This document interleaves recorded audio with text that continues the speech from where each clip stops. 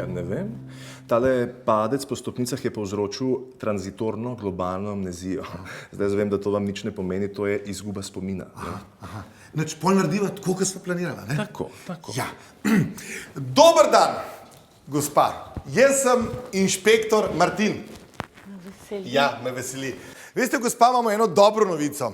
Poglejte, mi smo naredili eno, takole, kako bi rekel, investigacijo in ugotovili, da je vam ime Klavdija in da se pišete Podmelec.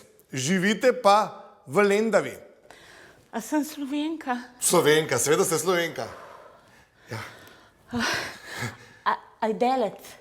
Ni to delač, ni, gospa. Poglejte, mi smo vse zorganizirali, od zunaj vas čaka taksist in vas odpelje direktno na avtobusno postajo, na kolodvor, kar stopite. Bomo kar stopali. Pa bon voyage, to pa je srečna pot po francosko. Ja, po francosko. A ste Francos? No. Kar pojmo, gospa. Podmelec. Takte, a je Lendava je v Sloveniji? Je v Sloveniji, kar gremo, gospa. Kako ste rekel? Podmelec ste, gospa Podmelec, izvolite. Evo ga, taksist je že tam, ne, Klavdija Podmelec, stopite. Ja, kar, tako.